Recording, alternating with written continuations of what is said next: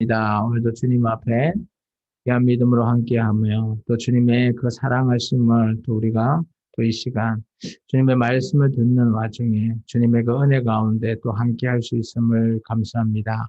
언제나 우리의 삶이 녹록하진 않지만 주님의 우리에게 주신 귀한 사랑을 우리가 열심히 실천하고 또 주님의 복음을 전파할 수 있는 귀한 우리 생명나무 교회가 되기를 원합니다. 주님 함께하여 주시고 이 예배도 주님께 모든 걸 의탁합니다. 주님 우리 모든 생명나무 성도들 삶 가운데 주님께서 함께 동행하여 주옵소서. 예수님 이름으로 감사하며 기도합나이다. 아멘. 할렐루야. 우리 앞사람, 옆사람, 뒷사람과 인사합니다. 주님의 이름으로 사랑하고 축복합니다. 네, 반갑습니다. 한 주간에 잘 보냈습니까? 네.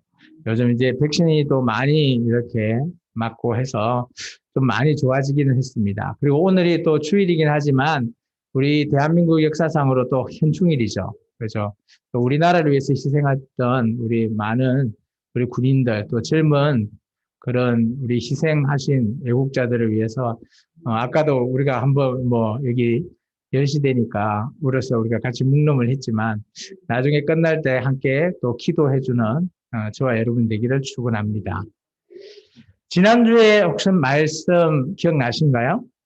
지난주에 말씀을 우리가 조금 지금 역사적인 북이스라엘과 남유다의 나라가 이렇게 개혁, 즉 쿠데타로 인해서 바뀌는 역사의 전환기에 있습니다. 이렇게 바뀌다 보니까 나라가 어수선하죠.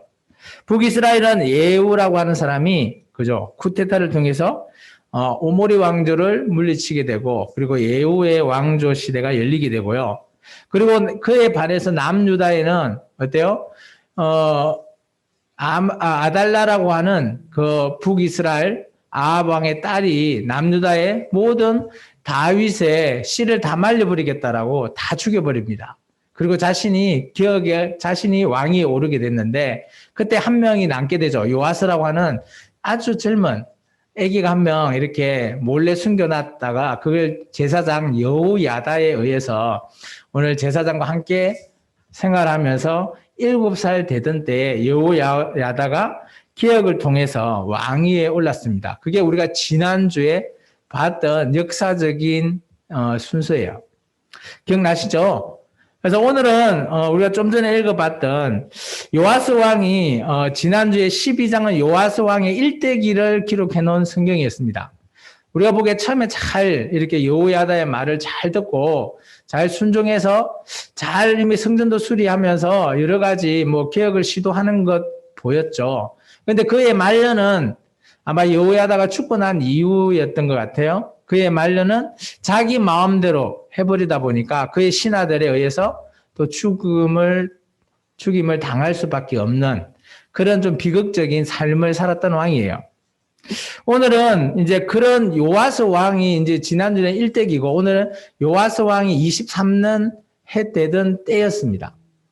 이게 우리가 지난주에 12장을 보면 요아서 23년 되는 때에 성전 수리해라라고 다시 이렇게 좀 기억을 했던 요아스 왕이 참 좋은 일을 하고 있었을 때 오늘 이제 북이스라엘의 예후 왕조에 대한 이 얘기를 지금 오늘 말하고 있는 게 13장입니다. 그래서 지금 우리가 왕이 너무 많이 등장해서 헷갈릴 수가 있어요. 그런가요? 그래도 이렇게 이런 왕이 있구나라고 알고 있으면 오늘 우리가 성경을 읽을 때 좀 더 편안하게 우리가 성경을 볼 수 있습니다. 그런데 조금 오해가 되는 거는 조금 있으면 또 우리가 보게 되겠지만 왕 이름이 똑같아요. 북이스라엘 왕과 남유다 왕이 똑같아 버려. 이거 어떻게? 근데 우리는 오히려 더 좋죠. 동일한 이름이네. 뭐 쉽게 말하면 김아무개가 북쪽에도 왕을 하고 남쪽에도 왕을 한다. 이렇게 생각하시면 되는 거예요. 이게 이름을 더 많이 외울 필요가 없으니까 좋죠. 우리에게는. 어쨌든 간에 오늘 말씀 속에 보면 여호아스라는 왕이 예후가 죽고 난 이후에 왕위에 오르고 17년 동안 오늘 그 북이스라엘을 다스리고 있는 그것을 내용을 오늘 13장 1절에 소개하고 있습니다. 그때 이제 남유다는 요아스 왕이고 북이스라엘은 이제 여호아하스라고 하는 왕이 올라왔죠. 이 여호와서가 하나님 보시기에 평가를 나타내는 게 우리가 좀 전에 읽었던 2절의 말씀입니다. 2절의 말씀. 2절의 말씀 같이 한번 읽어볼까요? 여호와 보시기에 악을 행하여 이스라엘에게 범죄하게 한 느바스의 아들 여로보암의 죄를 따라가고 거기서 떠나지 아니하였으므로 점점점 그 이후 일은 어떻게 됐는지를 이제 설명을 하고 있는 겁니다. 하나님 평가가 어떻습니까? 참 좋은 평가를 하면 좋은데 좀 나쁜 평가 같죠? 우리가 읽어봐도. 첫 번째, 악을 행했대요. 어떤 악인지는 우리가 뭐 구체적으로 설명하지 않았지만 전반적으로 우리가 2절을 통해서 1절 악을 행했다라는 이유가 조금 밝혀집니다. 두 번째가 어떤 죄죠? 여기 보면 느바스 아들 여로보암의 죄를 따랐대요. 이 여로보암이 뭔가 하면 북이스라엘 처음에 나라를 만들 때 남유다의 성전에 가지 못하게 북이스라엘 사람들을 막기 위해서 단과 베델에 여호와라고 하는 송아지를 만들고 그곳에서 제사하게 한 거예요. 왜냐하면 절기가 되면 이스라엘 민족은 남유다가 있는 솔로몬, 예루살렘에 있는 솔로몬 성전에 제사로 가버리면 내 백성 빼앗길 수 있으니까 가지 마라 라고 하는 측면에서 단과 베델에 송아지를 만들어 놓은 거예요. 그것이 느바스의 아들의 죄입니다. 왜 죄일까요? 그때에 그는 송아지를 만들고 그곳에서 제사하게 한 거예요. 하나님이 없는데 하나님의 우상을 만들어 놓은 겁니다. 그리고 이스라엘 백성이 진짜 하나님이 있는 예루살렘에 가지 못하게 한 그 죄가 느바스의 아들 여로보암의 죄라는 거죠. 그러면 우리가 성경에서 말하고 있는 악은 누구를 때려 죽여서 물론 그것도 악이라고 할 수 있습니다. 그런데 성경에서 말하는 악은 하나님 입장에 보기에 악하다는 거예요. 하나님 보기에 악한 거는 우리가 말하면 남한테 친절히 베풀지 않고 못되게 했다? 물론 그것도 우리는 악하다 하지만 하나님은 그런 거 안 봐요. 물론 그것도 보겠지만 어떤 것을 하나님 관점에서 악이라고 하는가 하면 하나님이 싫어하는 것, 그걸 하는 자가 악한 자예요. 내가 남을 괴롭히거나 뭐 이렇게 하는 것도 물론 나쁘지만 하나님 보시기에는 어느 정도 봐준다는 거죠. 대신 하나님이 싫어하는 우상숭배 뭐 이런 것들을 하면 하나님 보기에는 내는 악해 라고 하는 거예요. 우리가 보면 백성들한테 엄청 잘했던 왕들이 나와요. 그런데 하나님은 어떤 평가를 하는가 하면 이 왕은 악한 왕이다. 알고 봤더니 우상을 섬기고 있는 거예요. 그래서 하나님 평가하고 우리의 평가는 다를 수 있어요. 그러면 다르다고 하나님의 평가를 무시해야 되나요? 왜요? 왜 무시하면 안 되죠? 우리의 모든 평가는 최후에 누가 하시죠? 하나님이 하시는 거예요. 그렇기 때문에 내 평가와 하나님 평가가 다르다고 하나님은 나하고 달라라고 하면서 무시할 이유가 안 되는 거죠. 무조건 하나님 앞에 순종할 수밖에 없는 나의 생명까지도 하나님께서 주관하시고 심판하실 때 나의 생명책을 보시고 너 잘했다 못했다를 평가하실 분이 바로 하나님이시니까. 그래서 하나님의 평가가 어떻게 보면 우리의 평가가 다를 수는 있어요. 그런데 우리는 다르다고 하나님의 평가를 무시하면 안 되고 우리가 하나님의 평가에 우리가 따라가야지 그게 우리가 하나님의 뜻에 맞춰서 살아가는 거예요. 그것을 우리가 뭐라고 하죠? 한 단어로 하면 순종. 우리가 순종이라는 단어를 많이 쓰잖아요. 그거 순종은 하나님의 뜻에 맞추어 내가 살아가는 겁니다. 그러면 이런 악한 평가를 받은 여호아하스 어떤 그런 이런 너무 나쁘다라고 평가를 했는데 그러면 어떤 일이 일어났는지에 대해서가 우리가 3절에서부터 9절에 얘기하고 있어요. 너무 이게 하나님이 화가 나가지고 도저히 안 되겠다. 딴 나라 아람이라고 하는 나라에 왕을 데리고 와가지고 괴롭히는 겁니다. 쳐들어온 거죠. 전쟁을 일으켜서 야 그래도 네가 나를 안 섬기고 딴 나라 우상을 섬길 거야? 라고 하는 그런 하나님의 모습을 볼 수 있습니다. 우리 같이 한번 읽어보겠습니다. 3절에서 9절까지 제가 한 절, 여러분이 한 절 한번 먼저 읽고 그 속에서 말씀을 한번 보도록 하겠습니다. 여호와께서 이스라엘에게 노하사 늘 아람 왕 하사엘의 손과 그의 아들 베나닷의 손에 넘기셨더니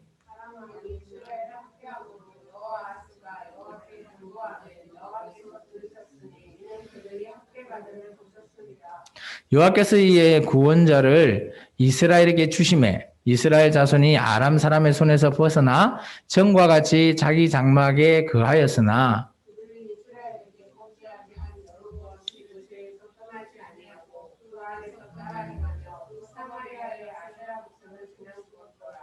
아람 왕이 여호아스의 백성을 멸절하여 타작마당에 티끌같이 되게 하고 마병 50명과 병거열대와 보병 10,000명 외에는 여호아스에게 남겨두지 아니하였더라.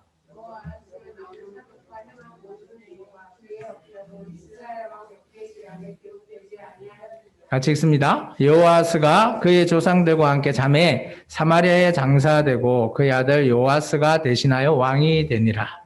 자, 여기 한번 봐보십시오. 하나님이 화가 났어요. 그죠? 3절에 노했다라고, 진노했다라는 표현이 쉽지 않은 표현입니다. 하나님은 어때요? 어떤 분이시죠? 많이 참으시는 분 아니에요? 무지무지하게 참으시는, 인내하시는 그런 분이 우리가 생각하는 하나님 아니신가요? 그리고 하나님은 화를 안 내시는 분, 우리는 그렇게 하나님을 알고 계시나요? 아니라는 겁니다. 하나님도 물론 우리보다 오래 참으세요. 그렇지만 하나님도 진노할 수 있다는 겁니다. 진노를 통해서 하나님이 어떻게 하셨습니까? 3절에 보시면 아람 왕을 어때요? 이스라엘한테 넘겼다라는 걸 뭔가 하면 전쟁으로 이스라엘을 패배하게 만들었다라는 표현을 얘기하고 있습니다. 이때 여호아스가 그러면 하나님께 기도했을까요? 안 했을까요? 전쟁이 났으니까. 우리 같으면 어때요? 이런 위기에 처하면 기도해야 되죠. 여호아스도 기도를 했습니다. 오늘 기도를 했을 때 3절에 보시면 여호와께 간구함에 어때요? 하나님께서 들었을까요? 안 들었을까요? 하나님께서 그 하는 걸 다 듣고 봤대요. 학대함을 보셨답니다. 그래서 하나님은 어떤 결과를 냈죠? 이 기도 듣고 응답을 오늘 5절 보시면 구원자를 이스라엘에 보냈대요. 이 구원자가 누군지는 알 수 없습니다. 어쨌든 간에 누구를 보내서 일단 아람 전쟁에서 맞고 어느 정도 해결이 된 것 같아요. 그래서 보면 5절의 하반절에 보면 전과 같이 자기 장막에 거주했대죠. 그러면 자기 장막에 거주한다는 것은 전쟁이 끝났으니까 돌아갔겠죠. 자, 여러분 제가 질문 하나 합니다. 이렇게 되면 하나님께 기도한 여호아스 기도하니까 하나님께서 응답으로 구원자 줘서 다 해결을 해줬어. 그러면 이 여호아스와 백성들은 어떻게 해야 될 거예요? 다음 행동. 여러분 같으면 다음 행동이 어떻게 해야 되죠? 하나님께 감사해야 되지 않아요? 구약에서는 그러면 제사를 드리고 하나님께 감사하며 하나님께 돌아와야 되는 거 아니에요? 그런데 참 안타깝습니다. 우리 6절 보시면 그죠? 오히려 감사해야 되는데 6절 보면 따따불입니다. 따따불. 뭐가 따따불이에요? 죄 짓는 걸 따따불로 하여. 6절에 보면 여로보암의 죄를 떠나지 않고요. 거기서 플러스 뭐요? 아세라 목상, 우상까지 또 가지고 왔습니다. 여러분 어떻습니까? 하나님 입장에서 답답하지 않을까요? 참 답답합니다. 성질도 나죠. 감사해야 되는데 더 해버리니까. 그래서 도저히 하나님께서 그 다음에는 기도 응답해주지 않으신 것 같아요. 물론 이 여호아스가 기도했다는 말도 없는데 7절에 보시면 이스라엘 백성을 어떻게 했다고요? 멸절. 동그라미 쳐놓으세요. 멸절이 뭔가 하면 말 그대로 멸절이 어떤 상태인가 하면 우리 들에 가면 풀 있죠. 풀. 꽃이 아니라 풀 같은 거 어때요? 풀을 뽑아버릴 정도로 다 빼버리는 거예요. 그러면 어때요? 뿌리채 다 뽑죠. 근데 그게 보면 잔해 남아있죠. 다음에 보면 또 그 풀 나죠. 뿌리채 뽑아버렸지만 그 자리에 또 잔해가 남아있는 그런 상태? 그러면 어떤 상태죠? 멸절이면 거의 끝장난 상태예요. 여기 지금 남아있는 숫자가 나오잖아요. 여호와스의 이제 군대 상태를 얘기하는데 이게 정말 극소수라는 거예요. 제가 방금 비유로 설명했던 잡초 같은 거 확, 필요 없어 하면서 뽑아버렸을 때, 뽑아버리고 놔둔 상태. 그러면 거기에 조금 남아있는, 그리고 우리가 그 다음에 지나가보면, 또 다시 똑같은 놈이 자라네? 그럴 때의 상태. 근데 거의 완전히 멸망 전 상태. 조금 남아있는 상태를 얘기하는 겁니다. 하나님도 이거는 말리지 않으셨죠. 이래 보면 하나님께서 아까 노했다라는 표현, 여러분은 어떻게 받아들여야 될까요? 정말 하나님도 우리처럼 노하시구나, 화를 내시는구나.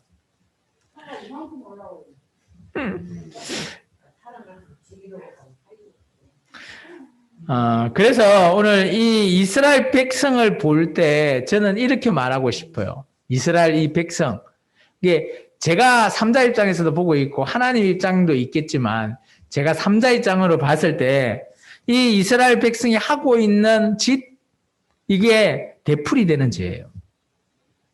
되풀이 되는 죄가 뭔가 하면 즉 빠져나올 수 없는 죄악의 굴레에 갇혀 있다라는 거예요. 우리도 예수 믿기 전에 이런 죄악의 굴레에서 빠져나오고 싶지만 빠져나올 수가 없는 거예요. 이게 되풀이 되고 되풀이 되는 거죠. 여기 보면 왕만 그랬을까요? 아니에요. 백성들도 똑같다라는 거예요.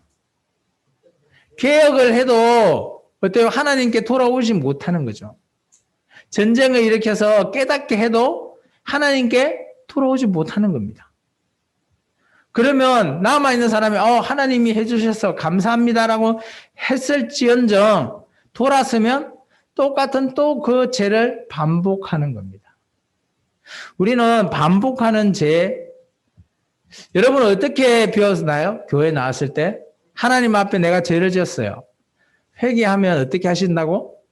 죄를 사해 주신다라고 배우지 않았어요? 맞나요? 틀리나요? 맞죠? 예수님께서 우리의 죄를 사해 주실 수 있는 분이시니까. 그리고 나는 어때요? 세상에 내가 살아가는 동안은 알게 모르게 짓는 죄가 있어요. 인간이니까. 그래서 우리가 매주 나와서 하나님 앞에 회개하죠. 그런 모습을 한번 보면 어때요? 우리도 오늘 이 이스라엘 백성처럼 어찌 보면 되풀이하고 있는 죄를 짓고 있는 것 같은 그런 모습이 보인다라는 거예요.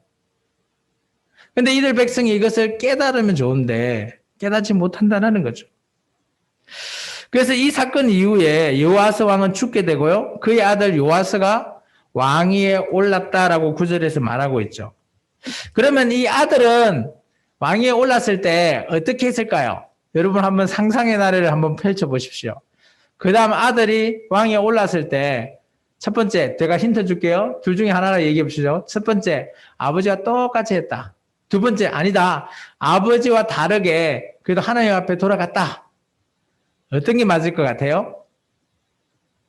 궁금하시죠? 우리 10절에서부터 13절까지 내용이거든요. 같이 한번 읽고 나서 그 궁금증을 한번 풀어보시죠. 제가 먼저 읽겠습니다. 유다의 왕 요아스의 제 37년에 요아스의 아들 요아스가 사마리아에서 이스라엘 왕이 되어 16년간 다스리며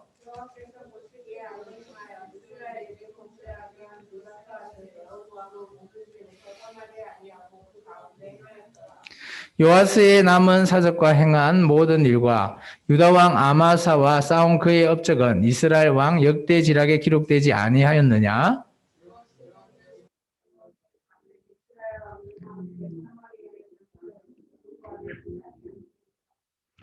자, 어떻습니까?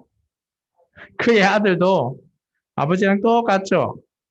우리는 부모가 자녀는 부모를 늘 닮는다라고 하죠.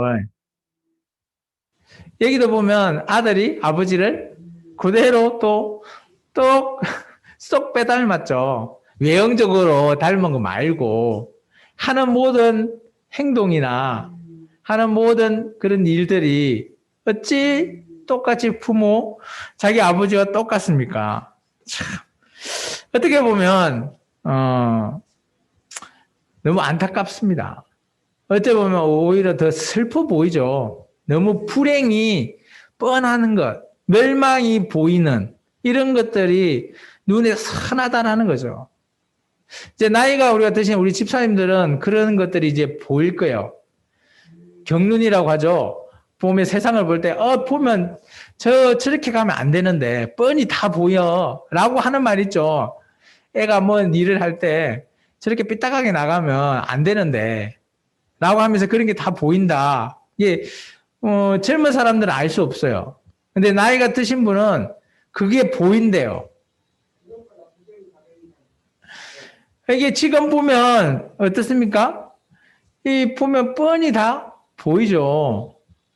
우리가 이제 성경을 읽으니까 우리는 보이는 건데 실제 이때의 사람들은 같이 살아가는 사람들은 알 수 있을까요? 알 수 없을 거예요. 늘 했던 것, 부모 세대가 했던 것, 우리가 하는 것, 뭐가 잘못됐어? 그대로 하는데. 그대로 하는 거죠. 아세라 목상한테도 절하고, 하나님이라고 하는 송아지한테 가서 절하고, 뭐 우리 아버지도 했는데 뭐 나도 할 수 있지.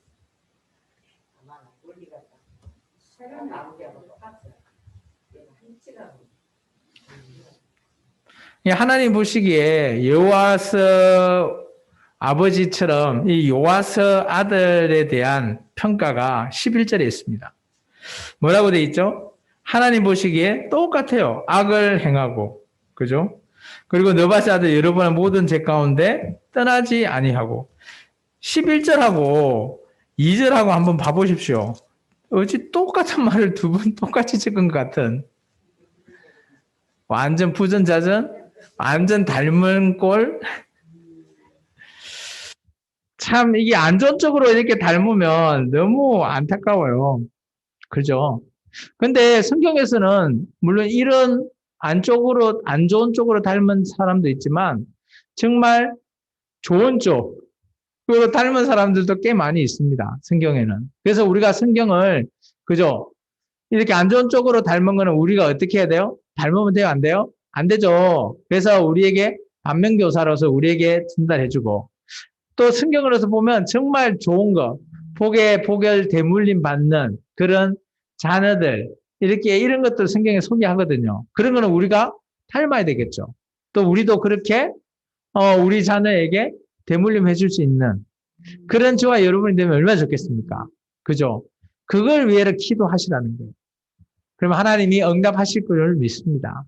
그런 복을 대물림 해주는 것, 그런 기도를 대물림 해주는 것, 그게 성경에서도 얘기하고 있습니다. 그 또한 되풀이 되는 은혜라고 저는 여러분에게 설명하고 있습니다.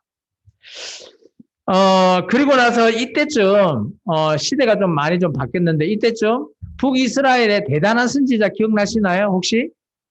어떤 분이 있었죠? 엘리사라고 하는 선지자가 있었어요. 근데 이 사람이 이제 나이도 좀 들고 병이 들어가지고 죽을 때가 다 다가온 것 같아요. 이제 그 사건이 하나 일어나는 게 14절에서 21절의 말씀입니다. 우리 14절에서 21절의 말씀 한번 읽어볼까요? 어떤 사건이 일어나는지 한번 읽어보겠습니다. 엘리사가 죽을 병이 들매 이스라엘의 왕 요아스가 그에게로 내려와 자기의 얼굴에 눈물을 흘리며 이르되 내 아버지여 내 아버지여 이스라엘의 병거와 마병이여 하매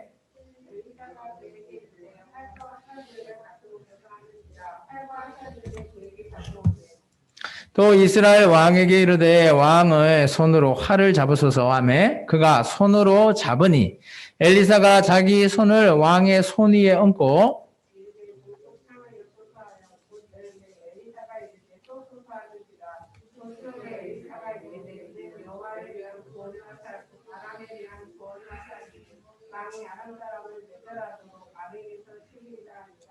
또 이르되 하살들을 집으소서. 곧 집음에 엘리사가 또 이스라엘 왕에게 이르되 땅을 치소서 하는지라. 이에 세 번 치고 그친지라.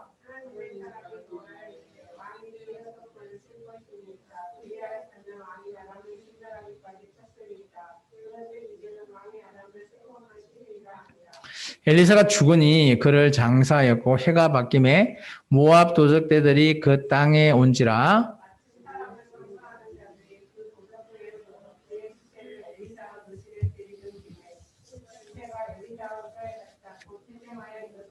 아멘. 자, 엘리사가 이렇게 병들어 있을 때 요아스라고 하는 북이스라엘 왕이 찾아왔어요. 아마 엘리사는 왕들하고도 친하죠. 친하다 이런 표현보다는 왕과 선지자는 뗄래야 뗄 수 없는 그런 관계예요. 나라의 위기가 있고 할 때 이런 선지자들이 하나님의 메시지를 전해주니까 이런 왕들도 받아들입니다. 물론 우상도 생기겠지만, 그리고 우상신의 선지자에게도 됐겠지만, 이 하나님의 선지자 엘리사에게도 왕은 가까운 존재입니다. 그러다 보니까 이 왕이 당연히 엘리사라고 하는 대단한 선지자가 죽을 것 같다, 병들어서 라는 소식을 들었을 때 찾아가서 참 슬프게 울죠. 여기 보면 이제 내 아버지여 내 아버지여 라는 표현을 씁니다. 이게 엘리사를 아마 요아스 왕은 어릴 때부터 봤기 때문에 아버지와 같은 존재, 그렇게 설명을 할 수 있을 것 같아요. 그래서 이제 너무 슬프기 때문에 이건 아마 진심으로 우러나는 것 같아요. 진심으로 참 대단한 선지자가 이 땅에서 이제 돌아가신다고 하니까 찾아간 거겠죠. 병문안을 갔는데 이때 엘리사가 얘기합니다. 두 가지를 제안합니다. 두 가지. 첫 번째, 활과 화살을 잡아라고 합니다. 그리고 나서 이제 문을 열고 동쪽으로 싸라고 할 때 이제 그 손 위에, 이 요아스 손 위에 엘리사가 손을 얹고 싸라고 합니다. 그때 쌌을 때 이런 표현을 하죠. 이 화살이 어떤 화살이냐 하면 이스라엘에 대한 구원의 화살이 될 것이다. 그게 뭔 말인가 하면 지금은 어떤 위기에 있죠? 요아스 왕이 아람 군대가 계속 쳐들어오잖아요. 쳐들어왔다가 가고 나라도 지금 쫄딱 망해버렸어요. 자기 아버지 때 거의 멸절될 수 정도로 수가 적은 거죠. 그러다 보니까 어때요? 이 아람이라는 나라를 의식 안 할 수가 없는 거예요. 북이스라엘 입장에서. 그런데 이 화살이 어떤 화살이다? 북이스라엘을 구원해줄 구원의 화살이 될 것이다. 라고 얘기합니다. 그리고 또 한 가지를 제안합니다. 어떤 거 하면 이제 화살통에서 화살들을 잡으래요. 잡고 있으니까 그 화살들을 땅에 치래요. 여러분 같았으면 어떤 생각이 들죠? 땅에 치라 하면 땅에 한 번만 치도 되지. 몇 번 치라고 엘리사는 얘기하지 않았어요. 근데 이 요아스 왕은 자기 딴에 좀 많이 치다 생각하고 한 3번 친 것 같아요. 3번 치니까 엘리사 선지자가 불 화를 냅니다. 병들었다고 하는데 죽을 때 다 됐다고 하는 사람이 화를 부럭 내면서 왜 3번밖에 안 치냐고 따지죠. 한 5-6번 치면 저 아람이라는 나라 완전히 멸망시켜버릴 수 있는데 왜 3번밖에 안 치냐고. 그러면서 해석을 해줍니다. 이 활을 쏜 거하고 화살들을 땅에 친 그 해석. 그 해석이 뭔가 하면 저 아람 나라에 이 활이 아람 나라에 우리가 화살 같은 경우는 활이 화살을 쏘면 어때요? 관역에 꽂히잖아요. 그러면 그 관역이 딱 꽂혀버리면 어때요? 이게 이제 동물이나 이런 걸 하면 죽게 되잖아요. 멸망할 수 있는 그것을 비유하는 거죠. 이 활이 아까 화살이 구원의 화살이라는 게 이제 옛날에는 아람이 이스라엘을 쳐들어왔지만 반대로 이제 이게 구원의 화살이에요. 이제 치러 가는 거죠. 아람으로 치러 가는 거예요. 치러 갈 수 있는 구원의 화살이라는 거죠. 그리고 아까 3번 쳤잖아요. 전쟁이 3번 일어날 거라는 거죠. 3번 정도 치고 끝난다라는 거죠. 그래서 아까 우리가 어떤 이 아람이라는 나라는 이 당시에 어마어마한 나라로 급성장해 버렸어요. 왜냐하면 북이스라엘 영토를 다 이렇게 또 먹고 하다 보니까 어마어마하게 성장을 하게 되는데 그런 나라를 작은 나라가 친 거죠. 3번 치갖고 그 나라가 망하겠어요? 안 망할 거예요. 물론 빼앗아 올 수는 있겠지만 망하지 않는 거죠. 그래서 엘리사 입장에서 한 대여섯 번 치면 그 큰 나라도 망할 수 있다라고 생각했던 것 같아요. 어떻게 보면 하나님의 사람은 참 이렇게 자기가 죽으면서까지도 나라를 걱정하는 그런 모습을 오늘 우리에게 또 보여줍니다. 그게 이제 엘리사의 예언적인 메시지예요. 앞으로 일어날 일을 지금 이 요아스 왕한테 얘기하죠. 그리고 나서 이 엘리사는 죽게 됩니다. 그리고 사람들이 엘리사를 장사를 이렇게 그 당시에는 이런 묘실 같은데 장사를 해놓은 것 같아요. 그리고 나서 또 다른 에피소드가 하나 뒤에 달라붙었죠. 우리가 읽었거든요. 20절과 21절에 에피소드가 하나 더 뒤에 붙어 있습니다. 이 에피소드를 보면 좀 의아해할 수도 있어요. 1년이 지났습니다. 엘리사가 죽고 나서 1년 뒤에 어떤 장사, 또 다른 이스라엘 사람이 죽으니까 장사하기 위해서 사람들이 가다가 이게 모압이라고 하는 다른 나라의 도적대가 이 북이스라엘에 온 거죠. 도적대는 어때요? 물건을 훔쳐가거나 이런 강도하는 거잖아요. 그런 자가 와서 이렇게 이 장사하는 사람들과 마주친 거예요. 그러다 보니까 이 사람들이 불컥 놀라가지고 장사를 이렇게 무덤에 이렇게 장사해야 되는데 그 시체를 막 자기들 도망가기 위해서 던졌는데 하필이면 그곳이 엘리사의 무덤이었던 것 같아요. 근데 엘리사의 무덤이 있는데 던졌어요, 시체를. 그런데 기이한 일이 발생합니다. 성경에 보면 어때요? 여기서는 이런 표현이 있죠. 회생. 동그라미 해놓을까요? 회생해놓고 그 밑에 하나 써놓으세요. 우리식의 표현은 이렇습니다. 어떤 거일까요? 소생. 부활은 아니고요. 소생. 회생했다. 다시 회복됐다라는 뜻입니다. 여러분 어떻게 생각하십니까? 이 얘기에 대해서? 예. 엘리사 회생이 아니라 그 시체가 일어났다는 거예요. 시체를 던졌는데 엘리사의 묘실에 딱 닿자마자 그 죽은 시체가 깨어난 거죠. 벌떡 일어났대요.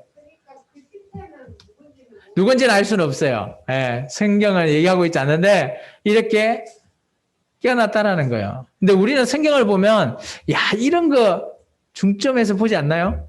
예수님도 누구를 살렸더라. 나사로 같이 죽었다가 사흘 만에 나사로 풀려니까 무덤에서 나오더라. 우리는 그런데 너무 성경을 그런 쪽에 초점을 맞추고 있죠. 그러면 예수 믿으면 우리도 이렇게 살아난다. 물론 좋습니다. 맞죠. 예수님은 물론 가능합니다. 오늘 엘리사 이 얘기도 가능하다라고 봅니다. 근데 저는 조금 다르게 성경을 해석하고 싶어요. 물론 이런 좀 신비적인 것, 물론 성경이 있어요.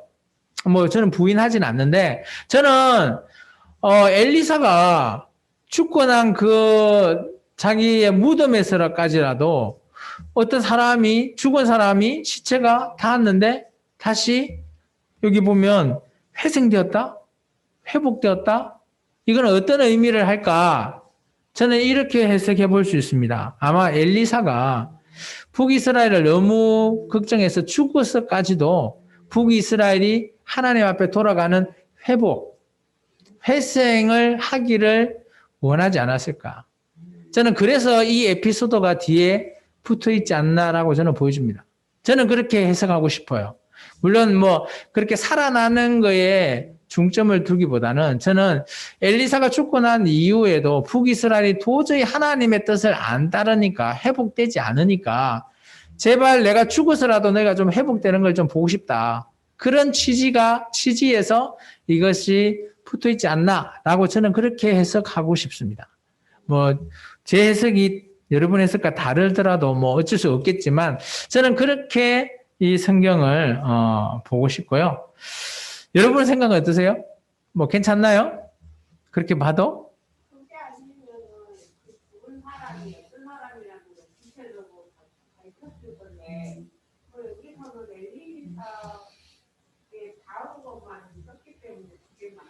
저도 그렇게 엘리사 입장에서 심정을 좀 이런 에피소드를 통해서 이런 것도 있었더라라고 기록한 거 저는 보여집니다.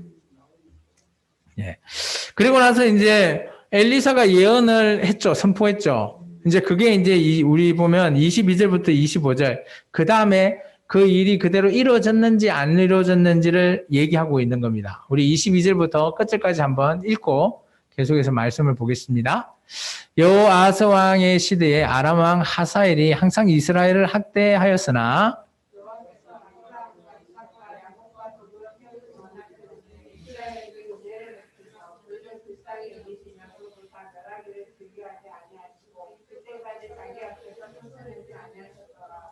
아람의 왕 하사엘이 죽고 그의 아들 베나닷이 대신하여 왕이 되매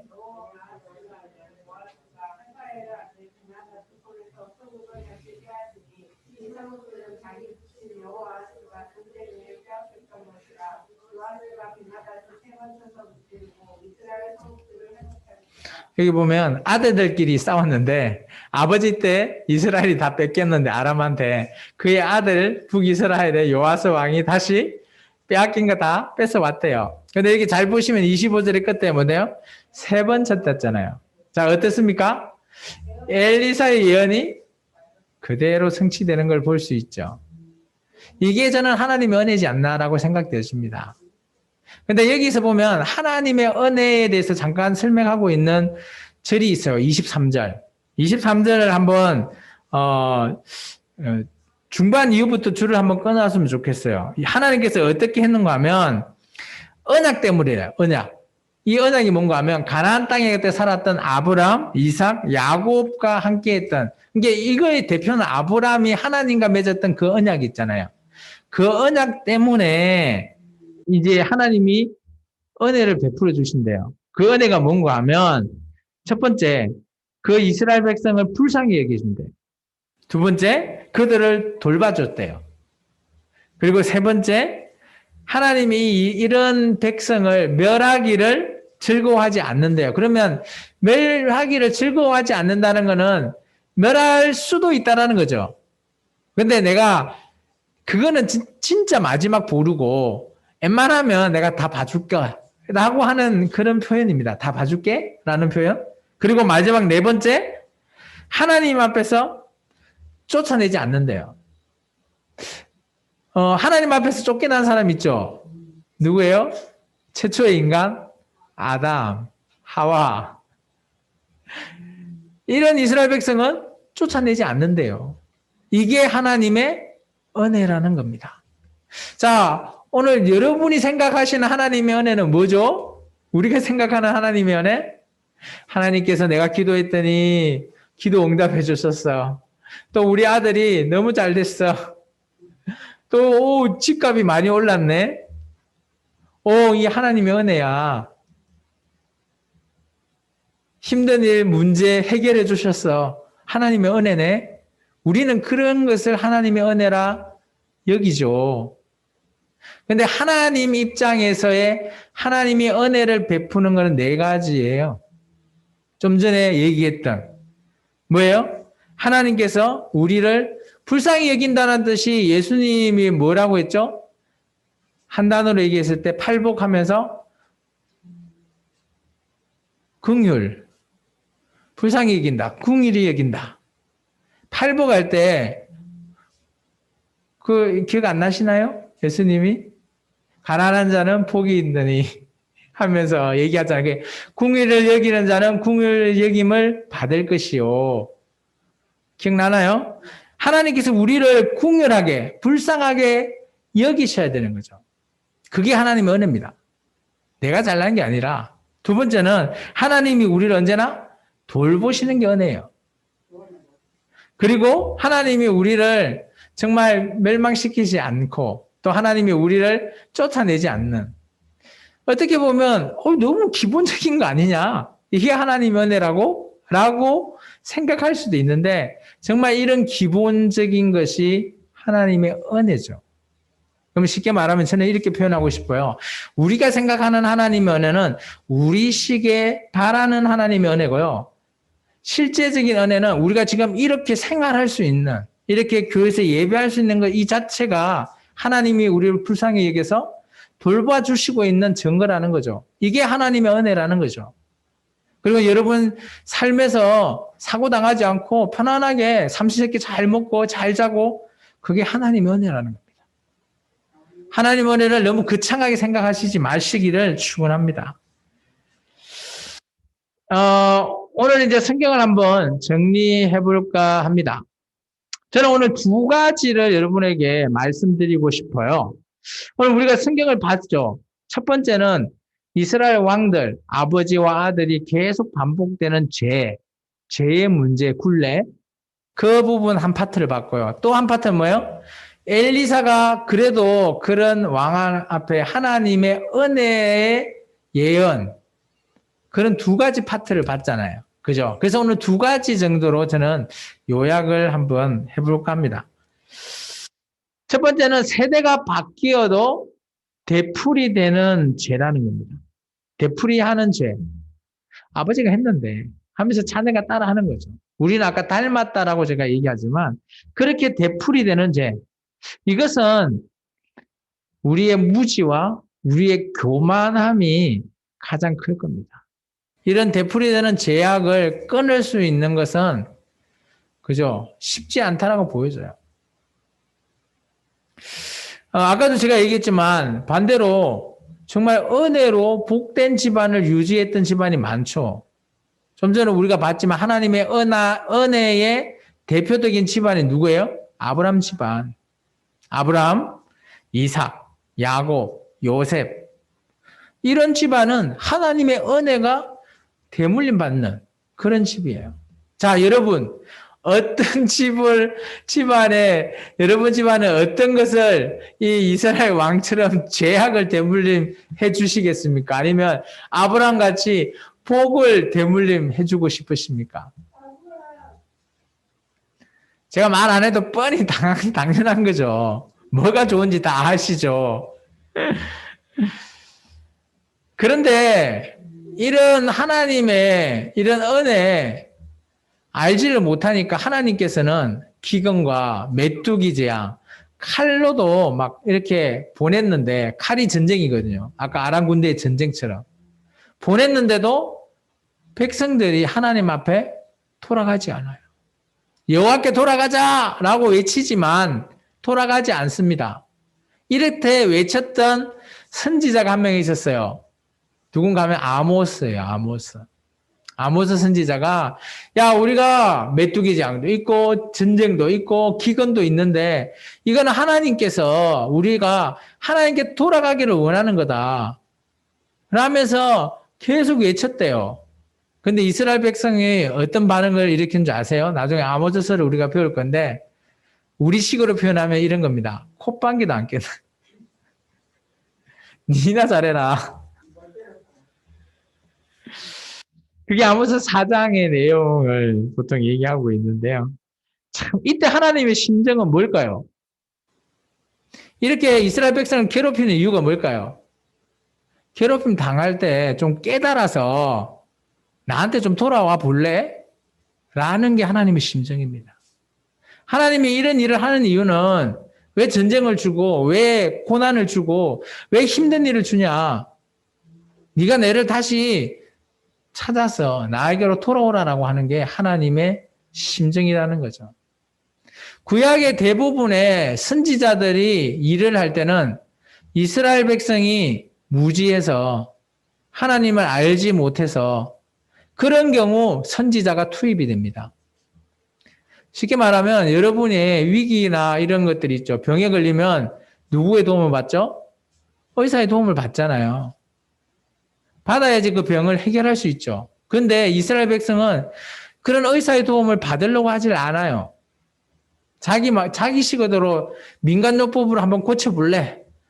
빡빡 버티면서 있는 그런 상황을 오늘 이 상황이랑 마찬가지라는 거죠. 여러분은 이런 성경의 반면교사를 통해서 우리는 깨달아야 될 줄 믿습니다. 그래서 우리는 정말 그죠? 의사는 의사한테 가서 전문적인 치료를 받듯이 우리가 하나님을 제대로 알고 하나님께 돌아갈 수 있는 저와 여러분 되기를 축원합니다. 두 번째 제가 말하고자 하는 것은 하나님의 은혜예요.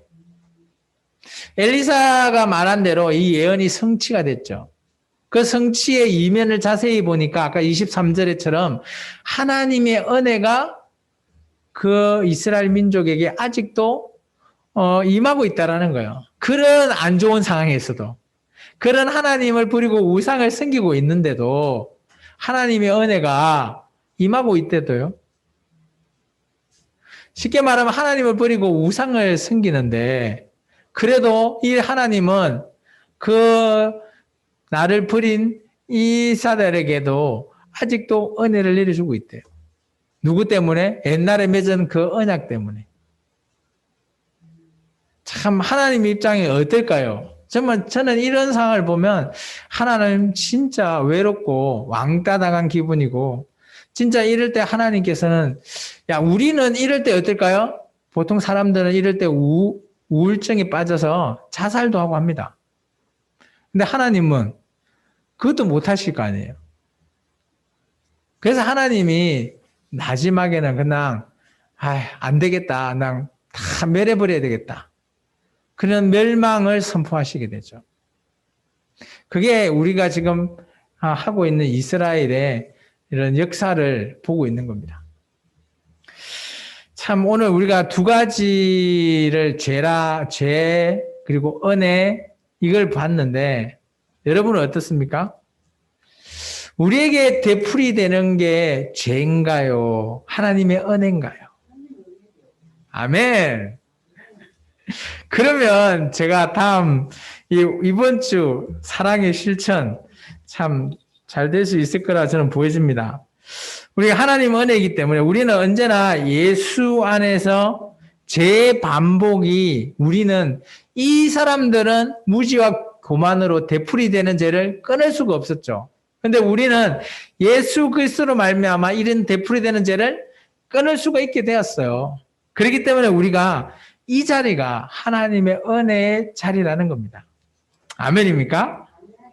우리는 되풀이 되는 것이 죄가 아니라 은혜가 되기를 축원합니다. 이번 주 사랑의 실천은 이런 하나님의 은혜를, 하나님께 받은 이 은혜를 누구에게요? 우리의 자녀에게 물려주기를 축원합니다. 어떻게 해야 물려줄 수 있을까요? 야, 내 말 잘 들어 하면서 명령해야 될까요? 그런다고 자녀들이 아버지, 어머니 뜻을 따를 수 있을까요? 이 하나님의 은혜를 알 수 있을까요? 쉽지 않습니다. 그 자녀도 깨달아야 되죠. 그렇지만 정말 중요한 건 뭔가 하면 그 자녀가 깨달을 수 있게 내가 하나님의 은혜대로 살아야 돼요. 내가 살고 있으면 우리 자녀도 자연스럽게, 아까 얘기했잖아요. 아버지 그대로 닮은 아들. 내가 하나님의 은혜에 살고 있으면 내 자녀도 아니라고 부정할지 모르겠지만 나중에 보면 나를 닮아 있을 거라는 거예요. 나를 닮아 있을 거라고 가정하면 어때요? 내가 잘해야 되죠. 맞나요? 우리가 하나님의 은혜 가운데 살고 있어야 돼요. 아멘입니까? 그래야지 이것을 우리의 자녀가 대물림 받을 수 있어요. 저 아브람 가정처럼 오늘 우리의 가정도 하나님의 은혜가 대물림 되는 그런 가정 되기를 축원합니다. 기도하겠습니다. 주님 감사합니다. 오늘도 귀하신 하나님의 은혜가 우리 생명나무 교회에 함께 하여 주시고 또 주님의 귀하신 뜻을 우리가 올바르게 할 수 있게 역사하여 주옵소서.